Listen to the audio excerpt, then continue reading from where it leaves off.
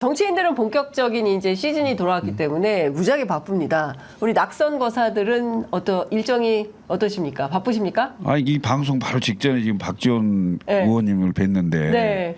진짜 부럽습니다. 너무 부럽다. 예. 아니 선배는 5선을 하시는데 그러니까요. 후배는 예. 시작도 못했으니까. 너무 부럽다. 예. 저는 뭐 선수의 문제나 뭐 국회의원 자리 이런 것보다 집행부 일을 해보고 싶어요. 집행부. 제가 대한민국이 제일 잘할 것 같아요. 예. 예? 제일 잘할 것 같다고? 예. 그러니까 좀 대통령 이게 보면 만들어서 대통령실 가겠다 이 소리입니다. 그렇구나. 아니 보면 그 옛날에도 보면 학생회 할 때 직선 간부하고 간선 간부가 있잖아요. 여긴 좀 간선 간부 스타일이구나. 그런 이야기 하지 마. 왜 그러세요? 왜 그러세요? 마음에 안 드세요? 제가 이제 총학생회장 네. 나가려는 이제 주위에 이제 굉장히 많았어요. 근데 제가 이제 양보를 했습니다. 근데 그때부터 양보를 했구만. 그때부터 양보를 했네. 그래서 그 친구들이 굉장히 좋아합니다. 한 40년 양보했네. 네. 큰일이야. 네? 나는 그래도 작은 단과대 학생회장이라도 했어. 그런 건 아니에요. 우리 뭐야 진짜.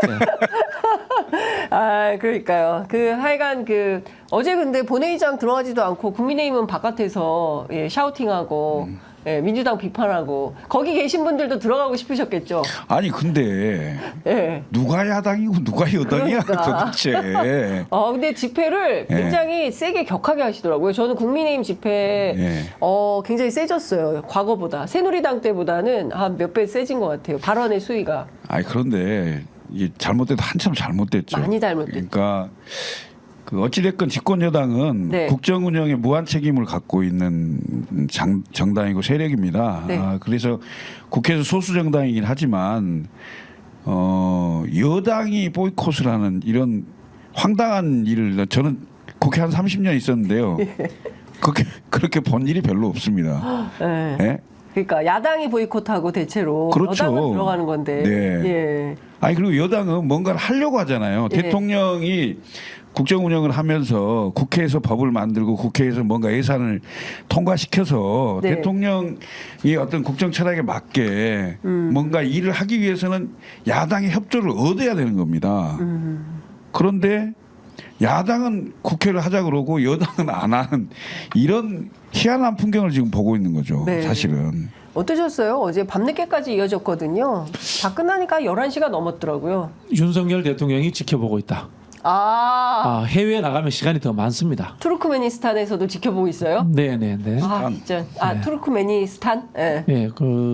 유튜브로 보고 계실 거예요. 유튜브로. 그렇기 때문에 좀 더 강하게 밀어붙이는 모습을 보여줘야 된다. 그런 연출을 했다라고 생각합니다. 연출, 용산용이다. 네네. 그런 얘기들은 사실 현장에 계속 나오긴 합니다. 근데 왜냐하면 지금 국민의힘 의원들이 다음 총선이 2028년입니다.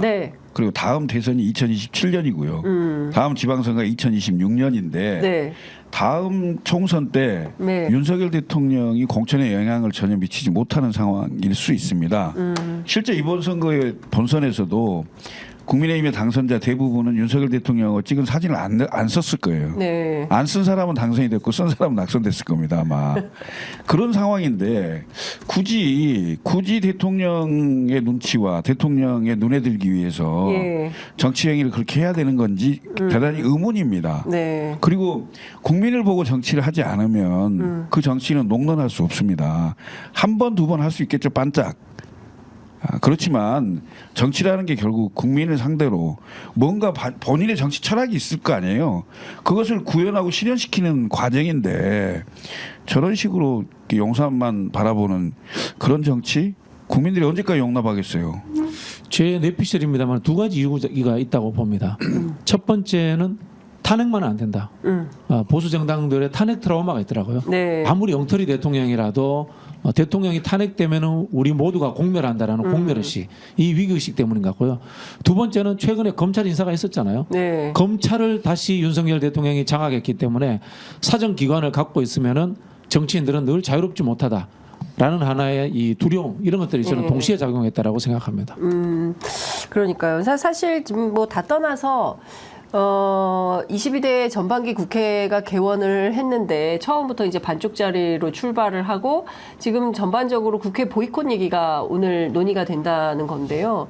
여당이 국회를 보이콧하고 그러면 어떻게 되는 겁니까? 지금 정치적으로는요. 예. 국민의힘은 정말 뭐 하기 싫은데 빰 맞는 꼴이에요. 왜냐하면 국회가 개원이 돼서 정상적으로 움직이면 가장 먼저 들어올 게 최수근 상병 국정조사입니다. 아, 그렇죠. 예, 그리고 특검이 다시 발의될 겁니다. 그러면 정치적으로 굉장히 수세에 몰릴 가능성이 있거든요. 네. 그럼 원구성 자체를 계속 그 자연스럽게 방해가 되거나 안 되게 하는 네. 원구성으로 초점을 맞추려고 하는 그런 경향이 있게 되겠죠. 네. 그래서 지금 국회 부의장 후보도 선정을 안 했어요. 예, 맞습니다. 예, 그다음에 상임위 배정도 전혀 안 했어요. 그러니까 완전 지연 전략을 쓰고 있는 거죠. 네. 그런데 이 지연 전략이 지금 사실 잘 안 먹히는 거죠. 우원식 의장이 되면 이른바 조금 약간 유하게 하면서 예. 그 협치나 그다음에 이 지연 전략이 어느 정도 먹힐 걸로 생각했는지 모르겠어요. 네. 근데 반대로 우원식 의장이 추미애 효과를 보고 있는 거예요. 추미애 의장이 됐으면 이보다 더 했을 수도 있다. 네. 그러니 내가 거기에 질 수 없다.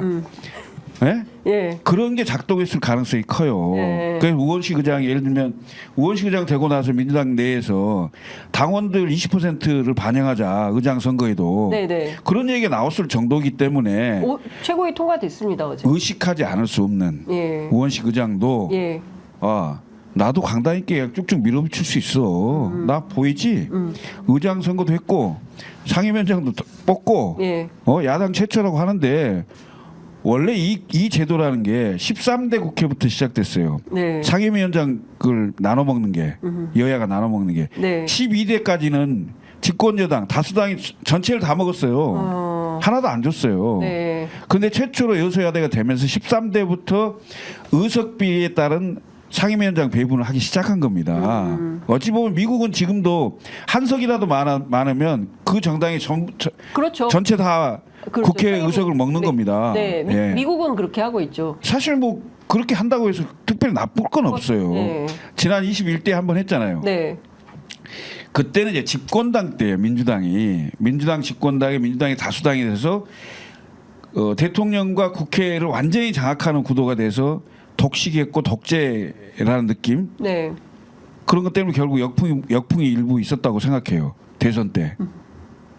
네. 네. 근데 과연 그것을 지금 야당인 민주당의 입장에서 어떻게 잘 그것을 극복해 나갈 수 있을 것인가 이런 걸 좀 생각해야 되는데 저는 우원식 의장이 추미애 의장보다 내가 더 세게 밀어붙일 수 있다는 걸 보여주는 그 측면 하나 하고 네.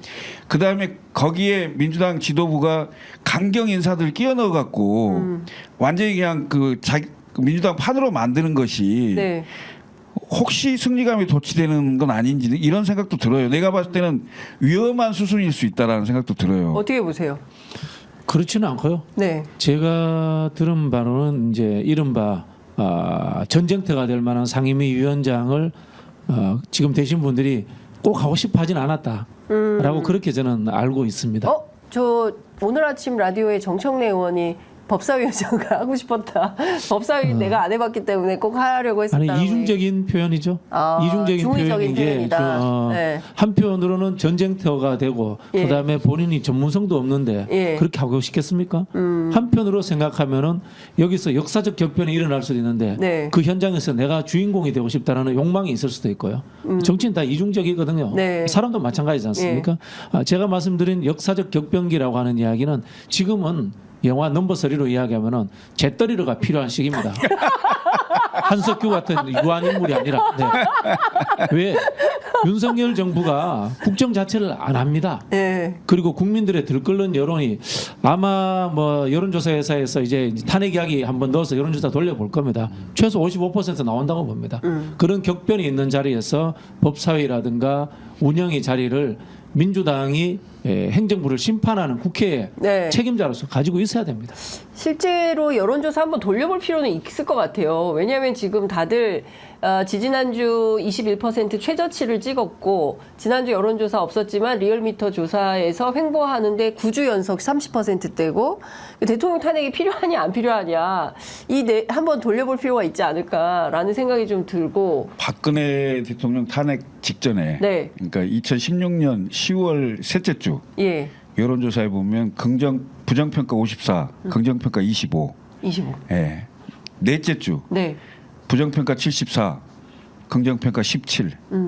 11월 첫 주. 네. 부정평가 89, 예. 긍정평가 5.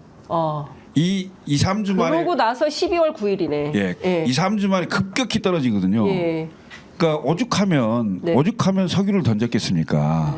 오죽하면 서기를 던졌겠냐. 왜냐하면 10%대가 되는 순간 국정운영 동력은 완전히 사라지는 겁니다. 그러니까 공무원들도 일체 말을 듣지 않습니다. 행동하지 않습니다. 네. 왜냐하면 이 행동 본인이 하는 행동 하나하나가 나중에 전부 산자부 장관서부터 산자부 직원들 다 재판받고 있잖아요. 그렇죠. 예. 예. 그렇게 그런 대자뷰가 있을 수가 있거든요. 예. 문재인 정부 때 했던 것처럼 그런데 윤석열 정부도 마찬가지가 됩니다. 윤석열 정부 때는 더 심할 수 있는 거죠. 이러다가 감옥 갈 수 있다? 예. 실제로 국정운영이 안 됩니다. 예. 그런 불안감이 있겠죠. 그런데 그러면 지금, 공무원만 그렇게 했어요? 그다음에 사정기관 마찬가지죠. 네. 그다음에 국회의원들, 이른바 정치하시는 분들은 민심의 그 흐름에 엄청나게 민감합니다. 예? 박근혜 대통령 때도 122석이었어요. 탄핵 절대 안 될 숫자입니다. 안 될 숫자 아닙니까? 그렇죠. 그건 됐잖아요. 그렇죠. 예. 10%대로 떨어지면요. 네. 108번내 됩니다. 108번내. 그런데 국민의힘 오늘 이제 의총에서 국회 보이콧 결정을 한다고 하는데 국회 보이콧 결정하면 이거 용산의 뜻을 받들어서 그냥 그대로 가겠다 이런 거 아니에요? 그렇죠. 이미 국민의힘 일부에서 그런 이야기 나왔습니다. 정국회 들어가기 전까지 놀지 뭐. 에? 그런 이야기 있었습니다. 정기국회 들어갈 때까지 논다고요? 네네네. 이건 국민들은 지금 뭐냐면 난린데 살기가 힘들어서 언제 뭐 국정 생각했습니까? 국정 생각했으면 국민의힘이 지금 대통령 출당시키고 아이고야. 의회에서라도 합의해서 의회 정부 역할이라도 해야 되는데 전혀 안 하고 있잖아요. 대통령 국정 안 하잖아요. 솔직히 말씀드려가지고 대한민국 국민들 아까 국정 동력 이야기하는 국정 동력도 없을 뿐더러 동력 없는 게 그나마 다행이에요. 동력 있으면 이번 석유 사태 같은 그런 일들 계속해서 만들어낼 거 아닙니까? 그런 상황에서 아마 저는 여당이 어쩔 수 없이 지금 용산에 눈치 보면서 태업 사태로 네. 계속 끌고 갈 거다. 그렇게 아니 봅니다. 그럼 이 태업이 정기국회까지 이어진다면 지금 6월인데 6, 7, 8 석 달을 놀겠다는 거예요? 그래서 최상병 특검 문제가 예. 윤석열 대통령이 그렇게 저는 위험 요소다라고 판단을 하고 있는 겁니다. 국회를 놀려야 될 만큼 네. 최상병 해병에 관한 특검 예. 국정조사가 정권의 명운을 쥐고 있다라고 판단하고 있는 거예요. 예. 그 오늘 아니 재판 진짜 웃기지 않습니까? 네. 뭐냐면 이 최수근 상병 국정조사 그다음에 특검 이런 것도 있지만 네. 총선 패배에 책임을 지고 총리를 사의한 지가 지금 몇 개월입니까? 네. 예? 한덕수 총리가 사실상 최장수 총리라는 거예요. 총리를 2번 했잖아요. 맞아요. 2번 더하게 하면 저 이낙연 총리를 능가한다는 거.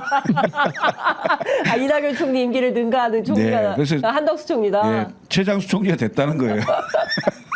그런데 그분이 진짜. 사의 표명을 했어요. 맞아요. 근데 지금 언제 그만두는 거예요? 그러니까요. 예? 사의 표명을 했는데 그래서 그 다음에 뭐 박영선 총리설이 나왔지만 예. 들어가고 그 다음에 아무개 나왔지만 다 없던 일로. 결국 뭐냐면 국회의 본회의를 통과해야 되거든요. 그렇죠. 이건 인사청문회만 하고 끝나는 게 아니잖아요. 예. 국회의 본회의 의결을 받아야 되는 상황이기 때문에 네. 야당이 동의할 수 있는 분을 지명하지 않으면 네. 총리 지명도 못하는 상황이 됐어요. 그래서 사회평명만 한 총리가 계속 총리를 하고 있는 거예요. 예?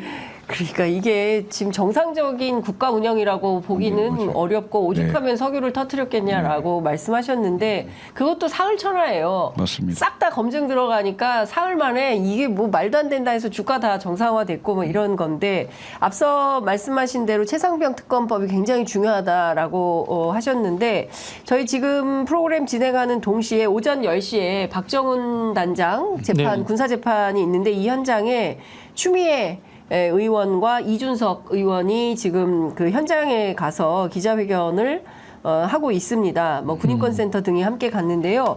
지금 이준석 의원 워딩은 안 들어오고 있는데 추미애 의원은 이런 얘기를 했습니다.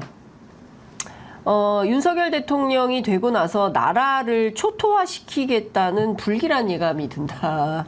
예, 그리고 이 사건이 군을 초토화시켰고 그리고 이 박정훈 대령 개인이 이 사건을 바로잡는 것이 아니라 온 국회가 나서야 된다. 그리고 여러 정황들이 보면 대통령을 지목하고 있는데 관련해서 아무래도 국정조사를 먼저 시작을 해야 될 것 같다.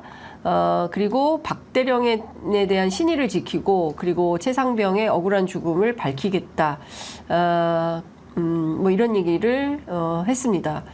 국정조사 이야기를 제가 2달 전부터 떠들었거든요. 네. 방송에 나가서 노래를 예. 하고 그다음에 원내 지도부 쪽에도 그런 의견들을 전달을 했는데요. 네. 이게 제가 보기에는 특검까지 안 가더라도 국방부, 행안부, 경찰청 공무원들을 대상으로 이루어진 일이기 때문에 국정조사만 제대로 해도 웬만큼 나올 것 같아요. 지금 공직자들이 윤석열 정부와 같이 목숨을 걸고 네. 본인들이 이 진실을 왜곡해야 될 이유가 없지 않습니까? 본인들은 살아야 되지 않습니까? 네. 이종섭 장관도 그렇고 그다음에 김기한 사령관도 그렇고 조금씩 정보들이 흘러나오고 있습니다. 예. 저는 뭐 이것도 내피셜입니다만 극단적으로 이종섭 장관이 본인 핸드폰 어디 숨겨놨을 가능성도 있다고 봐요.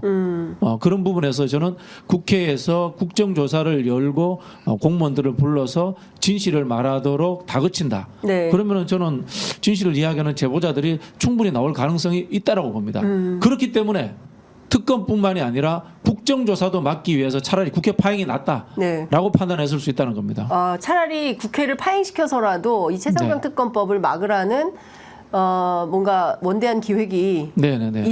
있고 그 차원에서 지금 어제도 보이콧하고 의장 선출, 부의장 선출도 안 하고 그리고 오늘도 그럼 의총에서 국회 보이콧 결정이 나오겠네요. 뭐 저는 그렇게 보고요. 네. 상대 입장에서 보면은 어떤 전략을 쓸지 대충 보이지 않습니까? 네. 민주당이 저러다가 8월달쯤 되면 휴가 좀 대충 갈 거고 예. 9월달 정기국회 가면은 그 초선들 국가 많은 재미에 푹 빠져가지고 예. 특검이라든가 국정조사라든가 이런 정쟁적 요소에 힘이 쭉 빠질 것이다. 이렇게 계산할 수 있습니다. 근데 민주당이 지금 그럴 태세는 아니고 또 조국혁신당이 또 있지 않습니까? 만약에 민주당이 서로 그런 판을 짠다 하더라도 조국혁신당이 가만히 안 있을 거예요. 개혁신당도 마찬가지 아니겠어요? 국민의힘이 예. 이 판을 잘못 읽고 있는 거예요. 국민의힘이 오판하고 있다. 오판하고 있는 거예요. 예. 네, 네. 매도 말입니다. 네. 빨리 맞아야 돼. 이게 매 맞을 차례가 기다리고 있잖아요. 네, 더 떨려. 그 기다리는 순간에 죽어. 그러니까. 예. 그래서 내가 보기에는 국민의힘이 판단을 되게 잘못하고 있는 거예요. 네. 그러니까 이게 하세월 미룰 수 있는 사안이 아니잖아요. 네. 그러니까 지금 어찌됐건 지금 22대 국회 초반기에 네. 용산의 그 어떤 심기 보자 일환인 것처럼 보이는데요. 그게 오래 갈 수 있겠어요? 근데 우리도 할 만큼 했다 이런 정도 보여주는 수준일 것 그렇죠. 같은데 네. 결국은 이제 국회 파행의 원인을 법사위원장, 운영위원장, 뭐 과방위원장 뭐 이런 걸로 돌리고 결국 협치를 민주당이 깼다. 네. 이런 이제 그 명분을 가지고 어느 정도 시간을 벌려고 하겠죠. 그래서 용산한테 우리는 이 싸울 만큼 싸웠다. 네. 그렇지만 더 이상 어떻게 할 수가 없지 않냐. 이렇게 가지 않을까 싶은데요. 네. 실제로 7월 25일 경에 그 전당대회도 한다고 하고 맞아요. 뭐 이런 상황이니까 새로운 리더십이 생기기 전까지는 아마 이 행태가 계속되지 않을까. 예, 그렇게 보여져요. 예. 예, 그러니까 쉽게 그 국민의힘의 원내 지도부가 탈출구가 실제로 별로 안 보입니다. 네. 예, 왜냐하면 한 번 강경으로 딱 들어서면 계속 더 강하게 갈 가능성이 항상 높거든요. 네, 네. 그런데 그 유연성이 별로 없어요. 제가 보기에는. 네. 지금 상황을 보면. 다음 예. 선출되는 지도부가 어쨌든 정당성 있는 지도부니까 네. 그 지도부가 비윤을 할 건지 반윤을 할 건지 계속해서 윤석열에게 종속될 건지 네. 예, 거기에 대해서 판단할 때까지 맡겨놓는 거죠. 그때까지는 그냥 맡겨놓는다. 아마 그럴 가능성이 높다 이거죠. 그렇군요.